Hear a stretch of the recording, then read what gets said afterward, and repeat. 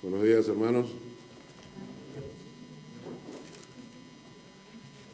Saludo a mi esposa, que hoy día no pudo estar acá. Está haciendo algunas cositas en casa. Hoy día cumplimos 23 años de casados, más 7 años de novios, o sea, 30 años. Le he pedido, pero no quiere darme vacaciones. Y saludos de ella. Y vamos a orar para empezar con la prédica de hoy. Te agradezco, Señor, por este tiempo, por tu palabra. Te agradezco, Dios, porque es tu Espíritu Santo el que va a hablar, el que va a traer un mensaje para enseñarnos el camino hacia ti. Yo te bendigo en el nombre de Jesús y dejo la palabra en tus manos. Que sea ella quien nos edifique. Que salgamos de acá renovados, transformados por la palabra de Dios que vive y es eficaz. Transfórmanos de acuerdo a ella, en el nombre de Jesús. Amén. Amén. Hace un tiempo atrás estábamos en Lima. Lucy estaba embarazada de Mark y tenía que ir a hacer una conferencia, tenía una de la Embajada Americana, y entonces la mandaron a Washington con su jefa, ¿no? Así que mi hijo Mark, antes de nacer, ya visitaba Estados Unidos. Y salió el avión en la noche, la dejé en el aeropuerto, más o menos como a las 8 o 9 de la noche, ¿no? El avión partía a las 10:30 recién. Se supone que debían estar llegando a Miami, son más o menos 5 horas de vuelo, aproximadamente 5 o 6 horas de vuelo, dependiendo si hace escala o no. Quiere decir que debía estar, en Miami debía estar como a las 5 de la mañana, 6 de la mañana, para agarrar el empalme del vuelo que la llevaba para Washington, ¿no? Gracias. Y a las 6 de la mañana suena el teléfono. Entonces yo contesto, sabiendo que era ella que me estaba llamando para avisarme que ya había llegado, y entonces le digo, aló, mi vida, sí, ¿ya llegaste? Y ella me contesta, sí, acabo de llegar al aeropuerto de Lima. Yo le dije, ¿qué haces en Lima? Me dice, no sé, faltaban 15 minutos para aterrizar y el piloto nos dijo, señoras y señores, estamos aterrizando nuevamente en el aeropuerto de Lima porque a mitad de vuelo tuvimos problemas con los motores, no quisimos asustarlos, dimos la vuelta en Panamá y nos hemos regresado hasta Lima. Y a las 6 de la mañana Lucy estaba aterrizando nuevamente en el aeropuerto de Lima, ¿no? Qué frustración, ¿no? Estás 6 horas de vuelo y tú cuando te imaginas que dicen, ya vamos a aterrizar, entonces tú ya te comienzas a preparar, ya estoy llegando al aeropuerto, ¿no? Comienzas a practicar tu English porque estás en Estados Unidos y de repente te dicen, no, usted está llegando al aeropuerto de Lima. Frustrante, ¿no? Escuché una historia de un pastor que dice que uno de su iglesia llegó un día en la mañana y le dijo, pastor, he tenido un sueño y no he podido pegar el ojo toda la noche. Le dice, ¿qué cosa? ¿Sabe qué soñé? Soñé que estaba en el infierno y miraba a gente que yo conozco de otras iglesias que en el medio del mar de fuego, del lago de fuego, ¿no? Donde la gente gritaba y todo, iban caminando encima de las cabezas, pisando las cabezas, agarrando por el pelo a uno que se estaba quemando en el infierno, levantándolo, mirándole la cara, lo volvían a soltar, seguían avanzando, le agarraba a otro, lo levantaba, lo volvía. Y entonces me acerqué y le pregunté, ¿qué haces? ¿A quién buscas? Y el hombre ese que estaba buscando, levantando las cabezas, voltea y me dice, estoy buscando al pastor que me dijo que el infierno no existía. Por Dios, ¿eh? Y cuando yo me pongo a pensar en esto, hermanos, no hay algo más frustrante en la vida que cuando esperas llegar a un lugar y apareces en el lugar equivocado. Yo me imagino que para muchas personas será realmente frustrante morir y abrir los ojos y encontrar que no están en el lugar correcto. ¿Usted puede imaginarse lo que debe ser esto de frustración? ¿Cuántos de ustedes están seguros que se cumplirá en su vida la palabra de Jesucristo que dijo que Él había venido para traer vida y eterna? Quiere decir eso, que cuando una persona tiene a Jesucristo en el corazón y muere, a la hora de morir pasa a la presencia de Dios y Dios lo recibe en su seno. Quiere decir que si yo muero, puedo certificar que llegaré a la presencia de Dios. Quiero que levanten la mano los que están seguros que esto ocurrirá con ustedes. Seguros. No así. Ajá. Seguros. Es interesante, ¿no? Entonces, hay uno que está levantando la mano y la mujer baja la mano. ¿No? ¿Tú qué te vas a salvar, caracho? Todo el día molestas en la casa. ¿No? Es interesante, hermanos, porque el texto de hoy, de Apocalipsis, nos enseña una de las verdades más tristes de la Biblia. Y es una de las verdades que he estado escuchando últimamente mucho en internet. Les recomiendo que si se meten a YouTube para ver videos, películas o lo que sea, escriban el nombre Paul Washer, P-A-U-L, Paul Washer, W-A-S-H-E-R, Paul Washer. Si ustedes buscan a Paul Washer, él es un ministro bautista que está predicando ahorita en Estados Unidos, ha sido misionero en la selva peruana, habla muy bien el español, y ahora está en Estados Unidos, está predicando y está revolucionando las iglesias. ¿Con qué mensaje? El mensaje de Paul Washer es el siguiente. Va a las iglesias en Estados Unidos, a las tremendas iglesias así, y les dice, ustedes están viviendo engañados. Les han hecho creer que se van a salvar porque repitieron una oración de conversión y se han olvidado que realmente los que se salvan son los que han sido regenerados y transformados por el Espíritu Santo. Y entonces él dice, ustedes se llaman nación cristiana, le dice a la gente en Estados Unidos, ustedes se llaman nación cristiana, y vienen acá a la iglesia y aplauden cuando el predicador dice algo bonito, y luego salen y se van y se acuestan con el novio. ¿Puede la santidad de Dios soportar eso? ¿Puede una persona regenerada por el Espíritu Santo aceptar el pecado continuo y el domingo estar en la iglesia? Viven engañados, porque solamente una persona regenerada por el Espíritu Santo llegará a la presencia de Dios.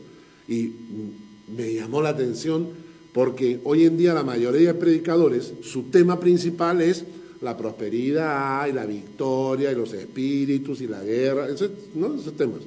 Y este hombre está impactando. Les invito a buscarlo y a leerlo en internet, Paul Washer, muy buenas prédicas, muy interesante.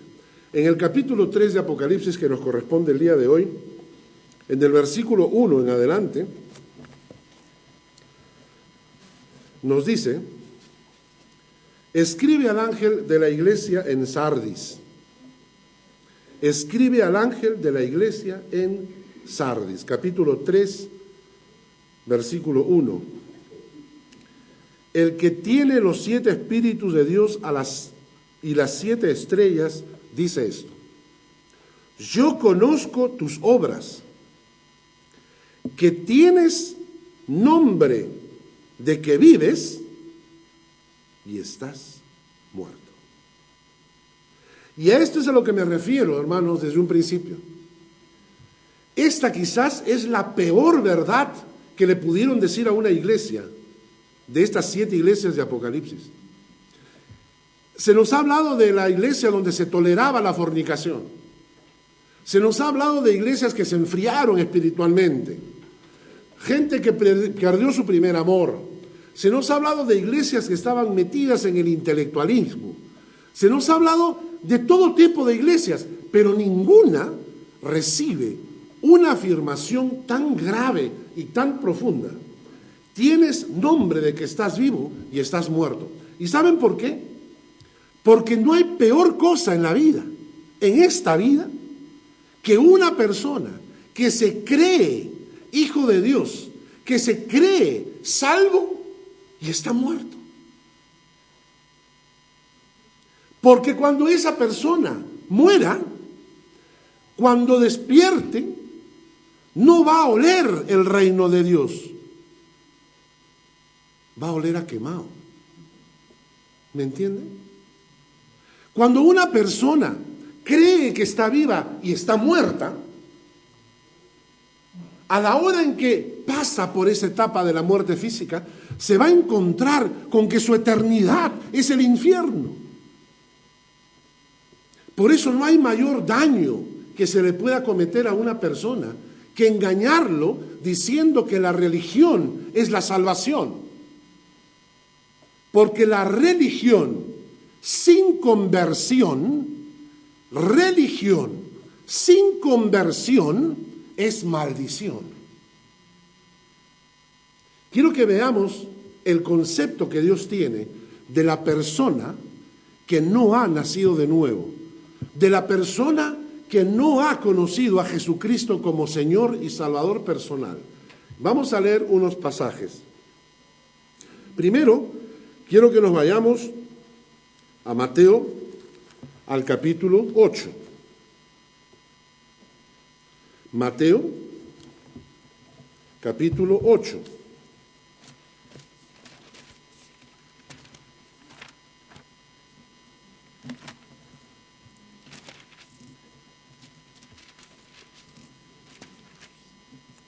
El versículo 21 hasta el 22. ¿Lo tienen ya? Dice: otro de sus discípulos les dijo: Señor, permíteme que vaya primero y entierre a mi padre. Y Jesús le dijo: sígueme y deja que los muertos entierren a sus muertos. Que los muertos entierren a sus muertos. ¿Cuál es la imagen que tiene Jesucristo de una persona que no ha tomado la decisión de seguir a Jesucristo? ¿Cuál es el concepto que Jesucristo tiene de alguien que no ha nacido de nuevo? ¿Cuál es el concepto que Dios tiene? ¿Cuál es la imagen que Dios tiene de una persona que todavía no se ha convertido a Jesucristo? Para él es un muerto. ¿Entendió? Es muy importante que entienda este concepto, hermano, porque si usted entiende este concepto se va a dar cuenta de todo lo demás del Evangelio. Si usted entiende que la persona sin Cristo para Dios está muerta, va a comenzar a encontrar respuestas a muchas preguntas. Por ejemplo, ¿por qué evangelizamos? ¿Por qué la urgencia de llevar personas a Cristo? Entonces entienda bien, una persona sin Cristo a la luz de la Biblia es una persona muerta. Vamos a leer otro pasaje. Vamos a leer Efesios en el capítulo 2. Efesios en el capítulo 2.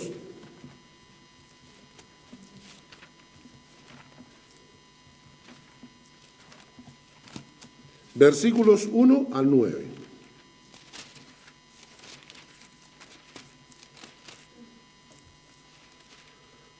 Efesios capítulo 2, versículos 1 al 9. Nos dice: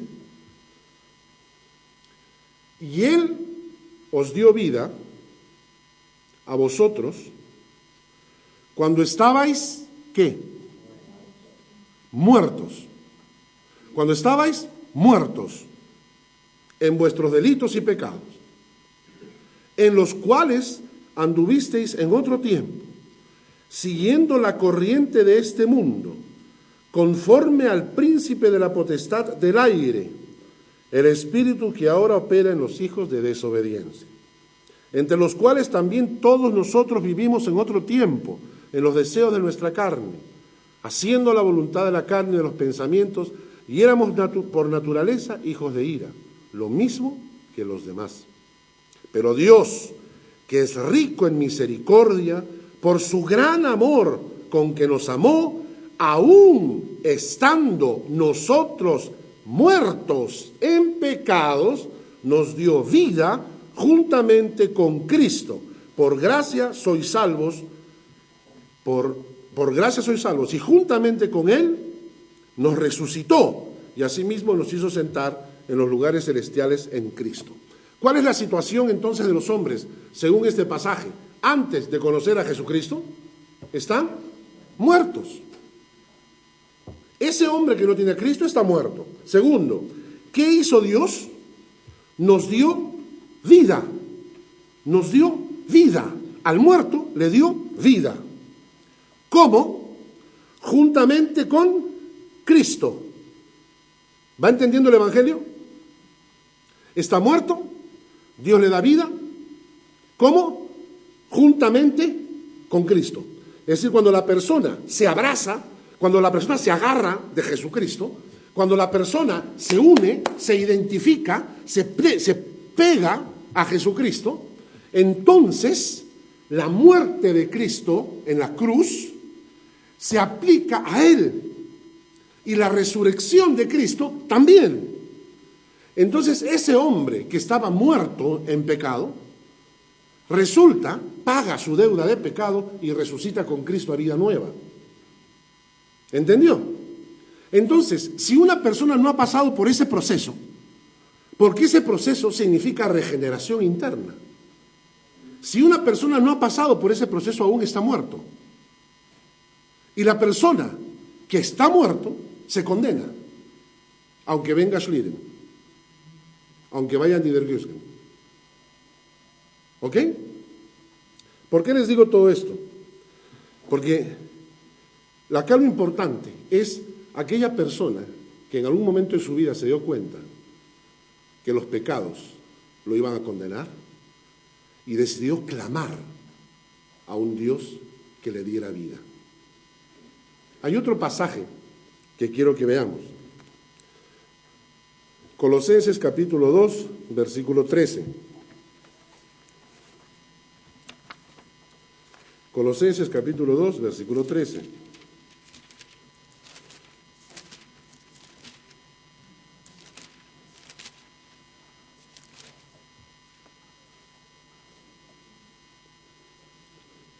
Colosenses capítulo 2, versículo 13.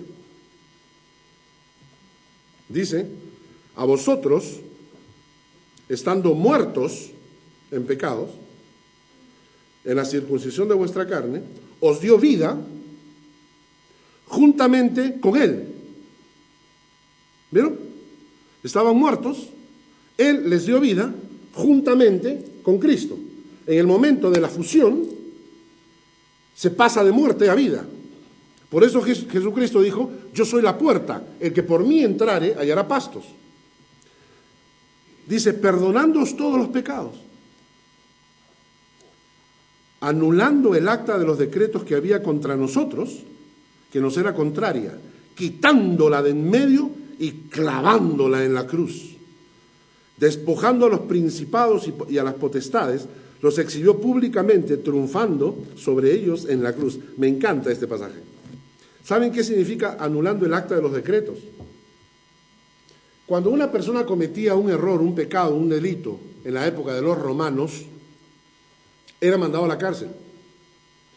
Y en la puerta de la cárcel se colocaba el acta de los decretos donde estaban todos tus pecados. ¿Entienden?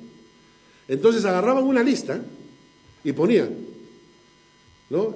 Este hombre mató, asesinó, robó, estafó, toda la lista de los pecados de ese reo en la cárcel se le llamaba acta de los decretos. A eso se le llama acta de los decretos que aparece acá en la Biblia. El acta de los decretos era clavada en la puerta exterior de tu celda. Todo el mundo pasaba y podía leer todos los decretos que habían contra ti. ¿Sabes tú que el diablo tiene una lista? ¿Sabes que el diablo tiene una lista con tus pecados? Esos que no has confesado, los tiene apuntaditos. Esos que no le has contado a tu mamá, los tiene apuntaditos. Los que no le has contado a tu marido los tiene apuntaditos. Todos tus pecados, el diablo los tiene apuntados en un acta de decretos contra ti. ¿Sabes eso? Y está en la puerta de la cárcel, está ahí clavada.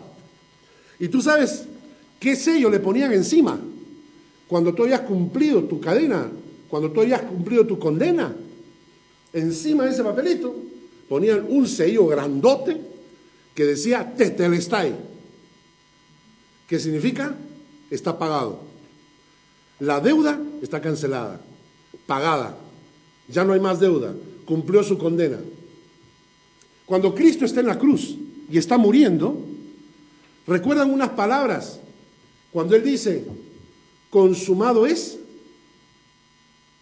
una traducción mala, porque en el griego dice tetelestai, que significa pagada está. El decreto, ese decreto contra ti, está pagado.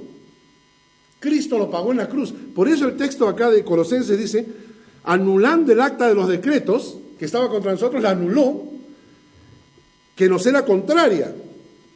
Qué maravilla, cuando dice, quitándola de en medio y clavándola en la cruz, se la quitó al diablo. El diablo tenía esa acta contra ti que te condenaba. Esa acta te iba a llevar a la condenación eterna. Esa acta significaba, paga por su pecado y se muere en el infierno para siempre. Y dice la Biblia que Jesucristo le quitó eso. Se lo quitó al diablo de las manos. El diablo de las manos se quedó guacho. ¿Dónde está? ¿Dónde está? ¿Dónde está el acta contra Carlos? ¿Dónde está? Dice la Biblia que Jesucristo le quitó esa acta de las manos y fue y la clavó en la cruz. Gloria a su nombre. Por eso, cuando yo me uno a Cristo, cuando yo me agarro de Él, Jesucristo agarra el acta, se la lleva, la clava en la cruz, y a mí, que estaba listo para morir por siempre, por mi pecado, Jesucristo agarra y dice, no, vamos a morir juntos en la cruz, y vamos a resucitar juntos en la cruz, y vamos a reinar juntos por la eternidad. La persona que se une a Jesucristo pasa de muerte a vida. Hay dos textos pequeños, rápido nomás, no lo busquen para no perder tiempo. En Primera de Juan, capítulo 3, nos dice, nosotros sabemos que hemos pasado de muerte a vida. Hemos pasado de muerte a vida, ¿verdad? Y en los evangelios Jesucristo mismo dice, pasamos de muerte a vida. No hay peor daño, hermanos, no hay peor daño que lo que las iglesias han hecho en el pasado. Las iglesias han tratado de perpetuarse, olvidando el tema principal de la vida del ser humano, que es la conversión a Jesucristo. Cuando las iglesias tratan de perpetuarse basados en la religión, construyen una tremenda maldición para la gente. Hay dos cosas que hacen las iglesias para eso. La primera, quizás es el peor invento de la historia, es convencer a la gente desde niños que porque pertenecen a una iglesia ya son salvos. Yo recuerdo cuando era chico, dice la Biblia con claridad, no estamos mintiendo, no estamos leyendo pasajes que sean de otra Biblia. La Biblia dice con claridad que la persona que no se ha convertido a Jesucristo es un muerto espiritual. No hay peor cosa que engañarle a la gente. Los niños son amados por Dios. Los niños están bajo la gracia de Dios porque ellos todavía no pueden decidir. Los niños, si llegan a la presencia de Dios y si mueren, son evaluados por su inocencia, por su corazón, por su inocencia. Pero no hay peor engaño, por ejemplo, que bautizar un niño. Porque al bautizar un niño, estás bautizando un muerto. Y luego le haces creer que por eso es salvo. Y por eso es que la iglesia reformada acá está como está. Porque creen que mediante un acto o mediante un ritual estamos salvando a una persona. Esto lo empezó la Iglesia Católica. Y entonces crecen esas familias y piensan que son salvos. Yo no voy a llevar sobre mi alma esa culpa, jamás. Yo me llevé una bronca con mis hijos cuando nacieron porque todo el mundo quería que los bautizara.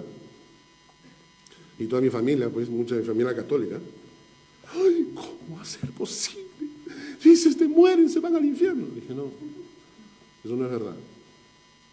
Ellos tomarán su decisión de grandes. Y tomarán su decisión, no de grandes, sino después de convertidos. Porque sin conversión, nada tiene significado.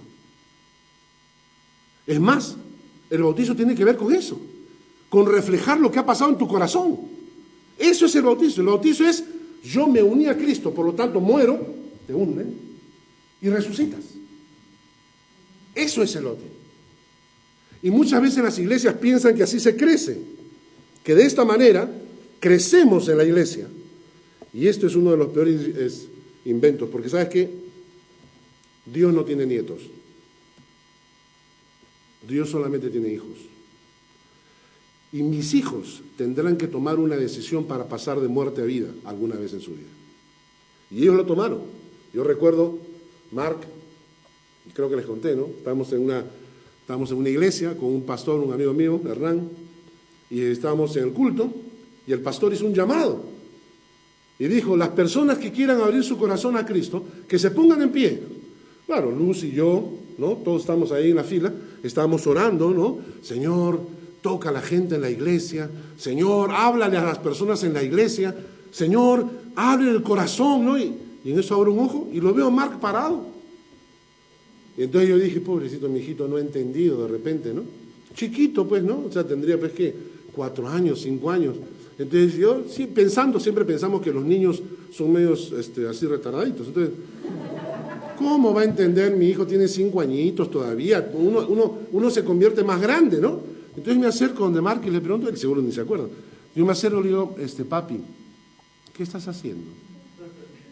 Y Mark me volteó y me dijo, papá, el pastor dijo que los que quieren tener a Jesús en su corazón se pongan de pie. Estoy de pie. Yo, avergonzado, bajé mi cabeza, ¿no? Y comencé a llorar de alegría por la decisión de mi hijo. Tiempo después estábamos en la iglesia, estábamos en una reunión de jóvenes. Dicho sea de paso, el próximo sábado tenemos reunión de jóvenes allá en el Keller de Niedergösen.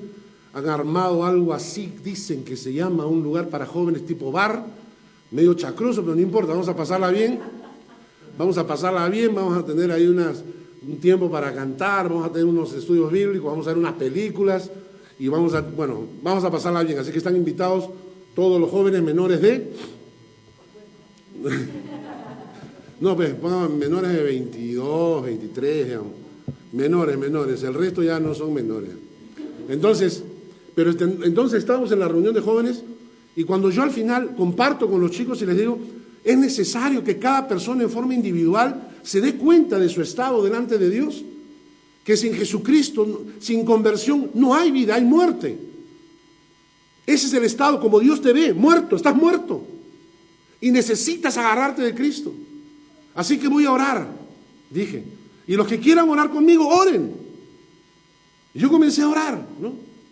Y luego terminé y dije, y los que han orado conmigo, los que han pedido a Jesucristo esa oportunidad de pasar de muerte a vida, acérquense a mí después para compartirles qué es lo que tienen que hacer. Orar, leer la palabra, etc. Y cuando terminó la reunión, todo el mundo se fue. Se me acerca Hans, mi hijo mayor, y me dice, papá, ¿cómo es? Yo le dije, ¿qué pasa? ¿A dónde vamos? No, tú dijiste que los que oraron contigo debían preguntarte qué deben hacer ahora, y quiero que me digas qué debo hacer. Tenía pues 8 años, Hansito. Y entonces son ellos los que tomaron la decisión de conocer al Señor en su vida. Dios no tiene nietos, Dios tiene hijos. Tus hijos tienen que tener esa oportunidad. El primer error es creer entonces que la iglesia crece porque los papás son cristianos, los hijos lo serán. Y ese es un tremendo error, hermano. Y la segunda, son los que cambian de vestido pero no cambian de corazón. Dicho sea de paso, piénsalo bien. Si tú te entiendes cuál es la idea de Dios, te vas a dar cuenta lo grave que es casarse con una persona que no es cristiana. Te estás casando con un muerto. Hay una película, creo que, ¿no? Uno se les pega un muerto ahí, tienen que llevarlo en el auto, en el techo, envuelto en no sé dónde. ¿Recuerdan? ¿Te das cuenta? Cuando tú agarras y cuando alguien viene y me dice, ay, Carlos, pero hay gente que no es cristiana que es bien buena. Le digo, está bien, pues, son muertos simpáticos, pues. Y tú dirás, no, que tú eres muy duro. No soy duro. Yo les acabo de leer lo que la palabra dice. Se los acabo de leer. Si ustedes no creen, es otro tema. Pero acá la palabra de Dios dice que la persona que no tiene a Cristo está muerto. Así de claro, así de simple. Usted tuerza la palabra, transfórmela, métase en una secta, haga lo que quiera. Pero la Biblia dice que el que no tiene a Cristo está muerto. Así sea mi vecino tan buena gente. Y esa vecina tan simpática, la vecina, si no tiene a Cristo está muerta. Si usted se junta a ellos, está juntando al muerto. ¿Entendió? Por eso es tan importante entender el concepto de que la persona sin Cristo está muerta. Tantas cosas. ¿Quieres hacer un negocio? No te metas con muertos. Son bien pesados para cargar. ¿Entienden? Hermano, como le decía, y el segundo punto es cuando la gente cambia de vestido pero no cambia de corazón. Alguna vez me invitaron a una iglesia a predicar y le dije a la gente, el peor error es pensar que la fe es el cuento de la Cenicienta. Es la Cenicienta toda andrajosa que se le aparece el hada, que la viste de, ¿no? Bonito, ¿se acuerdan? Va al baile, el príncipe se enamora perdidamente y ella corre, huye, deja el zapatito, ¿no? Y o sea, es un cambio de vestido, porque es la misma. Es la misma pobre que trabaja para las hermanas, es la misma bella, vestida por el hada, es simplemente está cambiando de vestido. Hay gente que piensa que la iglesia es eso, es cambiar de vestido. Ya no soy católico, porque no me gustan los católicos, ahora soy evangélico. ¿Por qué? Porque me gustan los evangélicos. O sea, ellos creen que cambiar de local ya los convierte en cristianos. ¡No! En realidad, esto es el cuento del príncipe azul, ese que era el sapo verde. Ese es un cambio de naturaleza. Cuando Jesucristo toca el corazón, cambia la naturaleza. Por eso es que la persona que ha nacido de nuevo vive, ha pasado de muerte a vida. ¿Cómo saben ustedes si viven o no? ¿Cómo sabes si Cristo está en tu corazón o no? ¿Cómo sabes? A veces me pregunto, ¿no? O sea, siempre las personas en algún momento de la vida se hacen esta pregunta, ¿cómo sé si soy hijo de Dios? Es bien fácil. Yo estuve en el parto de Lucy cuando dio a luz a Mark y a Hans. O sea, en los dos hubo cesárea, en los dos estuve ahí presente. O sea, yo la conozco a Lucy hasta las entrañas, ¿no? Entonces, yo para esa cosa yo no tengo sentimientos, nada. O sea, cuando ya Lucy se durmió y ya los bebés habían nacido, me paré junto a la doctora y le comencé a preguntar, ¿no? ¿Y esto qué es? Ah, esto es la vejiga. ¿Y esto qué? Este es el estómago. Entonces ahí yo miraba todo, ¿no? Y entonces, ¿qué pasó cuando mis hijos nacieron? Cuando los dos nacieron, hubo todo un proceso muy natural que demostraba que estaban vivos. La primera cosa cuando nacieron, o sea, la primera persona que los tomó a los dos cuando ellos nacieron, después de la enfermera, claro, y la doctora, la primera persona fui yo, no Lucy. Y entonces el punto era el siguiente, la primera, o sea, ellos tienen que llorar. Entonces cuando ya se habían llevado al niño, le pregunto a la doctora, oye, era prima de Lucy, le digo, oye, ¿cuáles son las características de alguien que vive? Y entonces ella me dijo, es fácil, respira. Yo le dije, o sea, solamente respirando. Bueno, respiran y tienen mucha hambre. Respiran, tienen hambre. ¿Qué más? Siente. Si tú lo peñiscas, siente. Yo lo peñiscaba y ellos hacían. Siente. Y la cuarta cosa, crece. Ahora pregúntese usted si usted ha nacido espiritualmente. ¿Entiende por qué es importante? Si usted realmente contesta las preguntas y usted ha nacido espiritualmente, el Señor lo espera al otro lado. Pero si no ha nacido espiritualmente, hoy es el día y hoy día vamos a orar para eso. Pregúntate, primero, ¿respiras? O sea, ¿respiras en el Señor o no respiras? Una pregunta interesante, ¿verdad? Una pregunta interesante. ¿Qué significa respirar en el Señor? ¿Qué significa respirar? Es fácil. Respirar significa inhalar y botar. Inhalar y botar. Es muy parecido a la oración. Tú oras, Dios responde. Tú oras, Dios responde. ¿Tú tienes esa necesidad de respirar espiritualmente? ¿De buscar a Dios? ¿De orar y recibir respuestas? Hambre de la palabra, naturalmente. ¿Sientes ese cosquilleo cuando escuchas la palabra de Dios o te aburre? Piénsalo. Cuando te dicen, hay un estudio de la palabra, ¿sientes en tu alma, ay, qué rica la palabra de Dios? ¿Sientes esa necesidad de alimentarte o te alimentas porque estás obligado? Tienes que leer la Biblia. ¿Por qué? Porque mi marido me trae a la iglesia. ¿Ah? Tengo que leer la Biblia. Ay, sí, tengo que ir al estudio bíblico. O sea, tú vas al estudio bíblico porque te obligan a ir, o realmente sientes que tu alma siente, tengo hambre de la palabra. Yo me pongo a leer la palabra y me queda corto. Leo un capítulo y digo, Señor, tengo que salir urgente, tengo que ir a hablar con esta persona. Otro más, un chiquito leemos.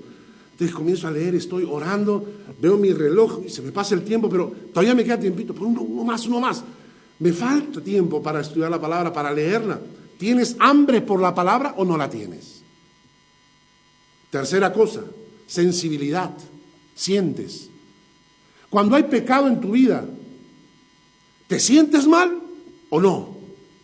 Si tú puedes pecar y no se te mueve un pelo de la conciencia, eres hijo del diablo, no eres hijo de Dios. Porque una persona que peca y no siente que su conciencia le remuerde, es que no tiene el Espíritu Santo dentro. Si tú estás pecando y tu conciencia te dice, no importa, hermano, todo el mundo lo hace. Tú no eres hijo de Dios, eres hijo del diablo.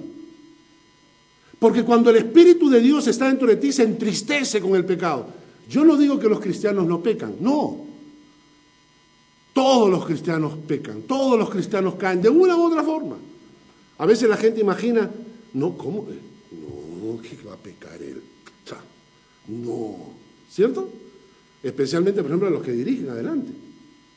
Nosotros, todas las personas que dirigen adelante, las personas que predican acá adelante, nosotros tenemos una aureola acá, ¿cierto? Entonces la gente nos ve, como caminamos, no tienen tiempo a ponernos velitas. Y la gente piensa que nosotros también somos perfectos. Yo les digo, conozco 500, 600, 700 pastores en el mundo. Y de esos, a 5 o 6 les confiaría mi iglesia. Si tuviera que decirle, enséñale a mis nietos, enséñale a mis hijos la palabra de Dios, te menciono 6, no te menciono más. Al resto, no, porque conozco cómo mueve la cosa por dentro. Hermanos, los pastores no son gente perfecta, nadie es perfecto, tú no eres perfecto, yo tampoco. ¿Cuál es la diferencia? ¿Cuál es la diferencia? Que cuando el Espíritu de Dios está en tu corazón y tú caes, porque somos bestias, porque somos burros, lo que sea, caemos y te equivocas, sabes que tu alma te duele. Tu alma te duele y tú, ay Dios, por favor, Señor, o sea, no quiero, y le pides perdón, y como somos tan idiotas volvemos a caer en la misma cosa. Y te vuelves a levantar, porque el ser humano es el único que pisa la piedra 2 veces, ¿no? Y tú vuelves a levantar, hermano, escúchame, no importa si te levantas 50 veces, no importa si caes 100 veces, no importa. No te estoy dando permiso para pecar, te estoy diciendo que no importa cuántas veces, mientras tu espíritu te diga, está mal, y tú sientas, quiere decir que hay esperanza para ti. Desde el momento en que tú puedes pecar y no hay ningún tipo de sensibilidad, el Espíritu de Dios no está ahí. Y la otra cosa, la cuarta cosa, orar, respirar, comer, palabra de Dios, sensibilidad al Espíritu de Dios, a la santidad. La cuarta cosa es que todo el mundo crece. El otro día veía yo las fotos de cuando llegamos a Suiza. en el año 2001. Tengo una foto con mis hijos chiquititos, recién llegando. Me comienzo a ver fotos de cuando mis hijos tenían 3, 4 años. Hoy día en la mañana nos reíamos cuando jugábamos al avión con ellos, ¿no? Chiquititos. Recuerdo que ponía la cama, ponía todos los colchones, las almohadas, ¿no? Y entonces los agarraba así, le daba vuelta y los soltaba en el aire. ¿No? Y mis hijos, que les encantaba, Lucy al borde del colapso nervioso, ¿no? Mis hijos se mueren, que no sea salvaje. Y los chicos se van, otra, ¿no? Eran chiquititos, ahora trato de hacerlo y me hernio. ¿Por qué? Porque el que vive, crece. Hay creyentes en la iglesia que deberían aumentar sus ofrendas para cubrir el costo de la silla que gastan. Por lo menos el costo de la silla que gastan, porque lo único que hacen es sentarse. No crecen nunca. ¿Vives espiritualmente? ¿Has pasado de muerte a vida? ¿Respiras? ¿Tienes hambre? ¿Tienes sensibilidad? ¿Creces? ¿Oras? ¿Lees la palabra? ¿Tienes hambre de la palabra? ¿Sensibilidad al Espíritu Santo? ¿Creces espiritualmente? ¿O estás estancado desde hace tiempo?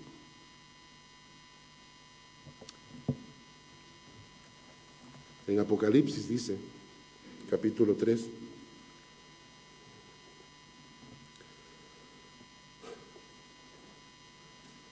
el versículo 3 dice: acuérdate pues de lo que has recibido, oído, guárdalo, arrepiéntete.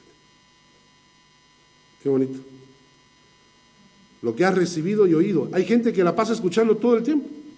Yo siempre me he imaginado de que especialmente los hijos de los cristianos que vienen a la iglesia deben estar acostumbrados a escuchar todo el tiempo lo mismo, ¿no es cierto? Si a veces yo me siento y escucho a los hermanos cuando dirigen, yo digo, esa frase la he escuchado 6,000 veces, ¿verdad? ¿No es cierto? ¿No? Y te dicen, por ejemplo, hermano, sí, hermano, Cristo murió por nuestros pecados en la cruz, y tú ya lo tomas como una frasecita, ¿no? Ya ni lo piensas. Y quizás eso es lo que pasa con los hijos de los cristianos, o con muchos cristianos, que han oído, han recibido la palabra, pero el texto dice, no la han guardado y no se han arrepentido. Porque hay que guardarla en el corazón, hay que arrepentirse. Y mira lo que dice en el versículo 4. Tienen unas pocas personas en Sardis que no han manchado sus vestiduras. Andarán conmigo en vestiduras blancas porque son dignas. El que venciere será vestido de vestiduras blancas. Y no borraré su nombre del libro de la vida. No borraré su nombre del libro de la vida. Y confesaré su nombre delante de mi Padre y delante de sus ángeles. ¡Qué maravilla! La persona que ha pasado de muerte a vida, la persona que ha sido rescatada por Jesucristo, 3 cosas van a ocurrir. Primero, vas a recibir vestiduras blancas. Y tú dirás, ¿cómo me van a vestir a mí? Primero, habrá mi talla. Y segundo, ¿cómo es posible que yo reciba vestiduras blancas? Señor, yo me conozco. Yo sé que no merezco vestiduras blancas. Señor, yo no puedo pararme delante de la gente y decir, acá está Kathryn Kuhlman. ¿Se acuerdan? Hace unos años había una predicadora que salía en un pedestal, ¿no? Tenía un pedestal eléctrico, abajo se abría el piso, todo el auditorio, entonces ella salía con su túnica blanca, abría los brazos para que, dicen que para que la cortina esa se abriera, ¿no? Y salía ella como la santa Kathryn Kuhlman, así. Y yo me pregunto, ¿tengo derecho a pararme delante de la gente y decir, yo tengo vestiduras blancas? Yo no tengo derecho. Yo les digo, la verdad, no tengo derecho. Yo he cometido muchos errores en mi vida. He caído muchas veces en mi vida. ¿Por qué voy a tener vestiduras blancas? Por la sangre bendita de Jesucristo que me limpió. Cuando clavó, agarró mi lista de pecados, se la llevó a la cruz, la clavó, desapareció. Y ahora el diablo comienza a buscar, ¿dónde está la lista de Carlos? No hay. ¿Dónde está la lista? No hay. Oye, ¿quién se agarró la lista? Y Jesucristo está calladito. Y cuando venga el diablo y se pare delante de Dios y diga, Carlos Harmeyer, y el diablo diga, bueno, no tengo la lista en la mano, pero me acuerdo de algunos pecaditos por ahí, Jesucristo se va a levantar y va a decir, yo pagué con mi sangre pagué por la vida de ese muchacho. No hay nadie que me pueda culpar de nada, porque Jesucristo cargó todos mis pecados, y entonces, bendito sea Dios, me van a dar mi vestidura blanca. No por lo que yo he hecho, por la obra de Cristo en la cruz. Y dice que el que tiene vestidura blanca, su nombre está escrito en el libro de la vida. Dice la Biblia que hay 2 libros, ¿saben eso? Que un día se van a abrir los libros, ¿verdad? Hay 2 libros, no hay uno, hay 2. Hay un libro donde están escritos todos los nombres. Todos los nombres de los que han vivido. ¿Se imagina eso? Todos los nombres. Pero hay otro que es el libro de la vida. Y los que están inscritos en el libro de la vida, su nombre será proclamado como hijo heredero de Dios para la gloria eterna del Padre. Y entonces, si has pasado de muerte a vida, tu nombre está ahí. Tu nombre está en el libro de la vida. Si no, no va a estar. Como cuando hay invitación a una fiesta y tú llegas a la puerta y el portero, usted no está en la lista. ¡Qué vergüenza! La Biblia dice entonces que recibiremos vestiduras blancas, tu nombre estará en el libro de la vida, y ¿sabes qué? Una tercera cosa maravillosa. Jesús confesará tu nombre delante de los ángeles y de Dios. Esto lo dice la palabra de Dios, esto va a ocurrir algún día, en la eternidad, escúchenlo bien, algún día en la eternidad escucharemos el nombre de cada uno de nosotros. Vamos a estar los ángeles, va a estar Abraham, Moisés, la iglesia universal, la iglesia histórica, va a estar parada ahí alguna vez. Y escucharemos en medio de eso a Jesucristo parado diciendo, Gilma, ¿no es bendito? ¿No es bendito? ¿Dónde está Juancito Vinchad? ¿Y quién va a estar proclamando ese nombre? Jesús va a estar proclamando tu nombre. Van a escuchar mi nombre. ¿Alguna vez has pensado que de repente no has pasado de muerte a vida? Vamos a orar ahora para los que quieran orar, diciéndole, Señor, yo quiero pasar de muerte a vida. Ora conmigo. Las personas que piensan, las personas que dicen, Señor, no estoy seguro. Señor, no estoy seguro. Señor, acá estoy, porque yo quiero pasar de muerte a vida. Oren conmigo ahí donde están, ¿de acuerdo?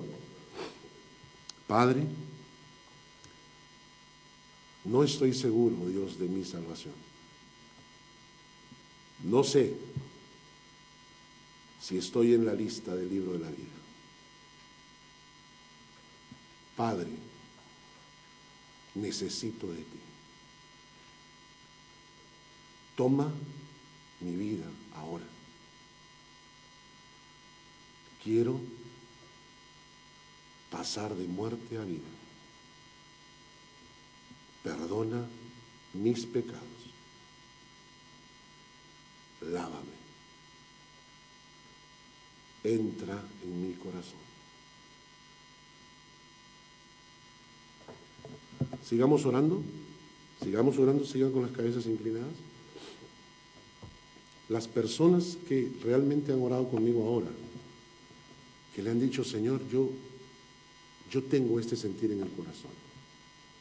Sin que nadie levante su cabeza, ahí donde está, póngase en pie, yo quiero orar especialmente por usted. Si hay alguna persona que ha orado conmigo, Dios te bendiga. Dios te bendiga. Dios te bendiga. Dios les bendiga. Yo voy a orar por ustedes. Los que hayan orado conmigo, pónganse de pie, yo voy a orar por los que están de pie. Padre eterno, las personas que se han acercado a ti en esta mañana, que realmente han orado agarrándose de ti, Señor, dales esa seguridad de vida, que comiencen a experimentar la presencia de tu Espíritu Santo en sus corazones, que comiencen a saber que Dios vive en su corazón y que ellos tienen vida espiritual, hambre por tu palabra, necesidad de buscarte, sensibilidad espiritual. Que tu Espíritu Santo en este momento los toque, Señor, para gloria de tu nombre. Bendice a esta iglesia también, bendíceles y acompáñanos. En el nombre de Jesús.